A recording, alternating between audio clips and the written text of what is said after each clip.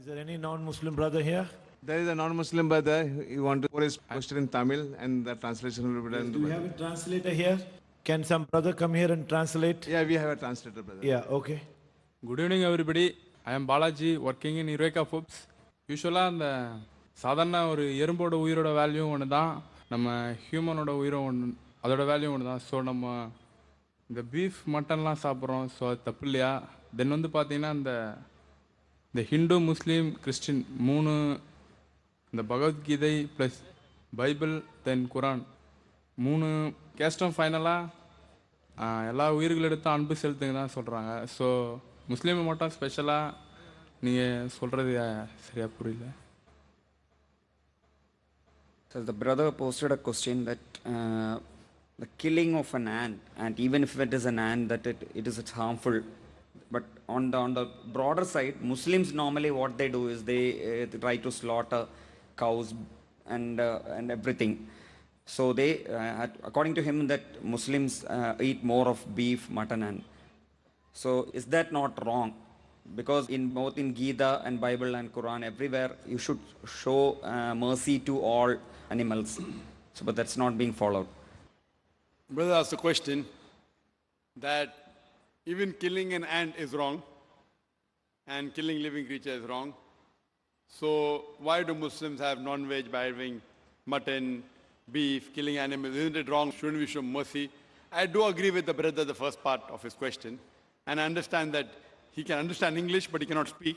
There are many people there we have who can understand English, but cannot speak English, and they ask in Urdu. So I believe the brother can understand English, but he can't ask the question in English because he's more fluent in Tamil. As far as killing any living creature unnecessary, it's a sin even in Islam.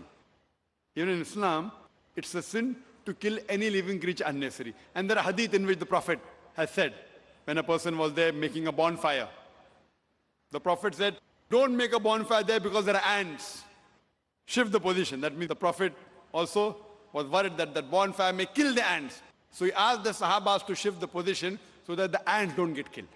Now coming to a basic question, that why do Muslims have non-veg, killing animals for non-veg, etc. First, I have to tell you that a Muslim can be a very good Muslim even by being a pure vegetarian. Eating non-veg is not compulsory in Islam, but because our Creator Allah subhanahu wa ta'ala has given permission to have non-veg, why should we not have it? If we analyze, it's mentioned in the Quran, in Surah Ma'idah chapter 5 verse number 1, that eat of the four-footed animals, eat of the four-footed animals which have been made lawful for you. Quran says in Surah Nahl chapter 16 verse number 5, that Almighty God has made for you to eat the meat of the cattle. And several places, Surah Mu'minun chapter 23 verse 21, many places. Now scientifically if we analyze that there is no vegetarian food which has all the requirements for a human being. The human beings require amino acids. They require 21 amino acids, out of which most of them are produced in the body, but 8 have to be supplemented from the diet. These are called as 8 essential amino acids. There is no vegetable which I know of which contains all the 8 amino acids. So there's no vegetable which is a complete food. So you have to take this which is present in the non-veg. Furthermore, if you analyze non-veg food, it's nutritious, rich in vitamin K. And furthermore, if you analyze, if you see the teeth of the herbivorous animals, the cow, the goat, the sheep, they have flat set of teeth. They only eat vegetables, they only touch grass. They don't eat flesh food. If you analyze the set of teeth of the carnivorous animals, tiger, lion, leopard, cheetah, they have a pointed set of teeth. They have a canine set of teeth. These animals are known as carnivorous animals. They only eat flesh. They don't eat vegetables. If you analyze the set of teeth of the human beings, if you go in the mirror and see, we human beings, we have got flat teeth as well as pointed teeth. If Almighty God wanted us to have only vegetables, why did he give us this pointed teeth, canine set of teeth? Why? Because Almighty God wanted us to have both vegetables as well as non-veg, flesh food. If He wanted us to have only vegetables, why did He give us the pointed teeth? Furthermore, if you analyze the digestive system of the human beings, it can digest both veg as well as non-veg. The digestive system of the herbivorous animals, the cow, the goat, the sheep, it can only digest vegetables, it cannot digest flesh food. The digestive system of the carnivorous animals, lion, tiger, leopard, it can only digest flesh food, it cannot digest vegetables. But the digestive system of the human beings has a small intestine and a large intestine. It can digest both veg as well as flesh food, as well as non-veg food. If Almighty God wanted us to be a pure vegetarian, why did He give us a digestive system? We can digest both, but natural to have it. So if you analyze, Almighty God made the human being in such a way so that they could eat vegetables as well as flesh food, veg as well as non-veg. And many people have a misconception that most of the religions, they prohibit the eating of non-veg food.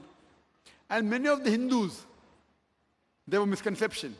And they think that Hinduism prohibits the eating of non-veg food. In fact, if you read the Hindu scriptures, if you read Manusmriti, chapter number 5, verse number 30, it says, Almighty God created some animals to eat and some to be eaten. So those who eat the animals created to be eaten, you're not doing a sin. It's mentioned Manusmriti, chapter number 5, verse number 39. Almighty God created sacrificial animals. So if you eat the sacrificial animals, you're not doing a sin. Manusmriti chapter number 5, verse 41 says that killing of the sacrificial animal is not a sin. There are many quotations in the Hindu scriptures which talk about eating of non-veg food. If you read Mahabharata, Anushasan Parv, chapter number 88, Yudhishthir, who was the eldest brother of the Pandavas, he asked Bhishma that what things should he give in yagna, in puja, so that our ancestors will be satisfied. So Bhishma replies that if in puja, if in yagna, if you give herbs and shrubs and vegetables, our ancestors will be satisfied for 1 month. If you give fish, satisfied for 2 months. If you give meat, for 3 months. If you give hair, for 4 months. If you give goat, for 5 months. If you give bacon, for 6 months. If you give deer, for 6 months. If you give birds, for 7 months. And the menu keeps on continuing. And it says that if you give buffalo in yagna, 11 months. If you slaughter a cow, our ancestors will be satisfied for 1 full year.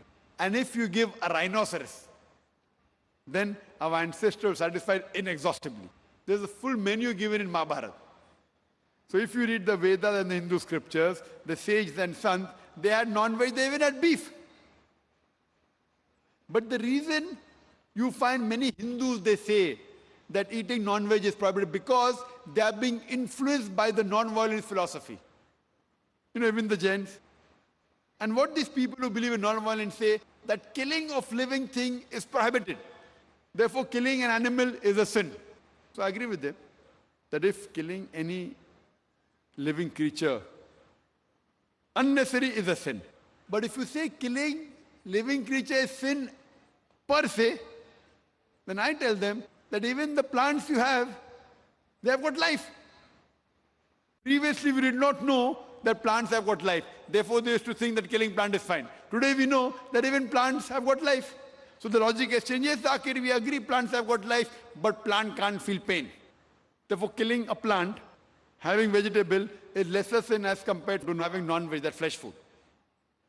Today, science advance have come to know that even the plants can feel pain. But when the plants cry out, we human beings cannot hear the cry of the plant because we can hear only between 20 cycles per second to 20,000 cycles per second. Anything below and above this we can't hear. So even the plants cry, but we cannot hear the cry of the plant. The plants feel pain.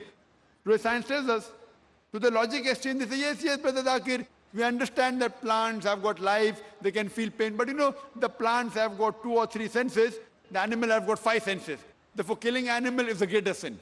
If I agree with them for sake of argument, that plants have got 2-3 senses, animal has got 5 senses, and that's the reason killing animal is a greater sin. So I asked them a question. You know, there was a person who had a brother who was born deaf and dumb, could not hear, could not speak. And someone goes and kills him. Suppose you have a brother who was born deaf and dumb, cannot hear, cannot speak. And if someone kills him, will you go and tell the judge, me Lord, give the murderer less punishment because my brother had 2 senses less? He could not hear, he could not speak. Will you say that? Or you will tell, me Lord, give the murderer double punishment because my brother was masoom, he was innocent. He could not hear, he could not speak.